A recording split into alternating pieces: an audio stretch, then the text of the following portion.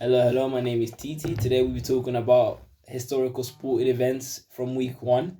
So, the one historical event that I want to talk about, which is quite close to home, is Kosafa Games. So, Kosafa Games is a competition for Southern African teams to have a tournament amongst themselves and providing a way for local players to represent their squads at a high international level. It's mainly aimed for local players to make a name for themselves in the surrounding areas. So as of right now, I am part of the Kosafa squad for Botswana. And what I've seen so far is that this competition means a lot for the local players. It's a way for them to make a name for themselves and provide themselves with a platform to maybe expose themselves to bigger clubs and clubs that may maybe change their lives with wages and stuff like that. And the whole idea of Kosafa Games is that they they're focusing on the squads being local based players. So obviously we've got big teams like South Africa in the COSAFA tournament where they're able to have and branch out from players that are maybe playing in Europe, America, Asia, so they can get some, maybe the I like to say more talented players and more experienced players to come in.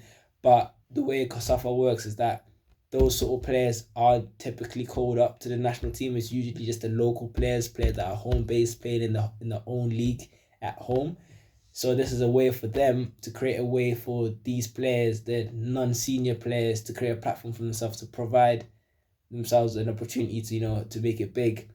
And with the Kosafa games, one thing I've seen is that it's gradually grown over the years. It's not just been the Southern African thing. Now they've introduced the way they have a surprise guest. Like this year, our surprise guest is Morocco, which is a World Cup semi-finalist team. So which is a huge thing that will get loads of viewers from even up north in Africa around the world to come and view these certain players and give them an opportunity.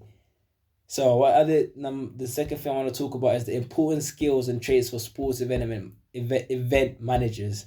So I want to say it's leadership, being able to create a way for your staff and team to follow along with what you want them to do, and they then be able to trust the organization, being able to keep everything in check and make sure everything is full flowing. Communication, being able to talk to the rest of your team and staff and make sure that there's an understanding throughout. Decision making, being able to make them hard decisions on whether or not you're sticking with this thing or changing it, and being able to make the right decision. And then being details, the details, final details are always critical into making a good event for your customers and audiences. And then I'd say the main one for me personally is understanding your target audience, so knowing what you're putting out, what product you're putting out for them to be able to relate to whatever you're putting out for them, because that's the best way to get engagement and make success. And when you look back in your evaluation, you can see the numbers of viewers, what type of viewers you have, you see the target audience, you see the market, and that's how you provide them with the service. And then I'd say another one is obviously provide entertainment, and I think because entertainment is the best way to engage with your customers and audiences at all times. And then the third thing I want to talk about is the difference between sport and non-sporting. So sporting is usually based around sports, self-explanatory. So where usually it's a sporting event, so there's obviously a sport involved within it, and that's how they use the event to gain a certain targets through the sport. And they've got non-sporting where usually just another is a form of entertainment, whichever way the event organizer wants to make it. And then the next thing I want to talk about is chapter 2. We got the components of conceptualizations and development process. So being able to identify the purpose of the event and defining the goods and objectives. So how do event organizers do this then?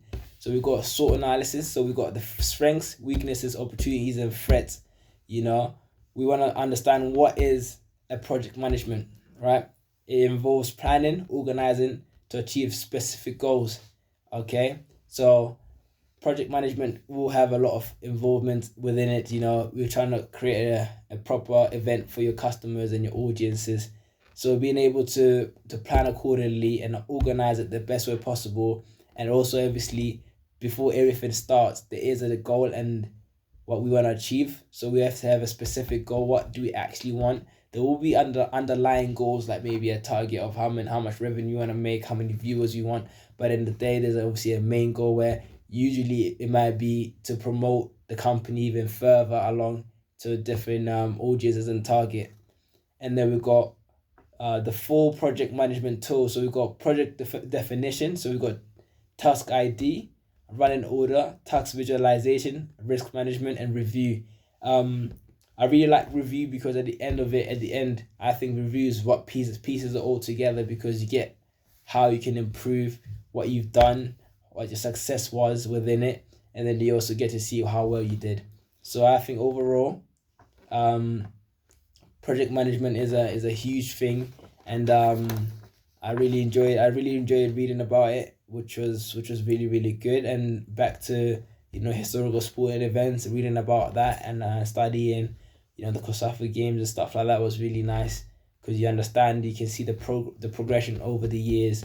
Because I feel like if they didn't have stuff like reviewing what they've done, then they wouldn't be able to understand how to improve what they want to do overall, and they wouldn't get to a point where they're at a good level.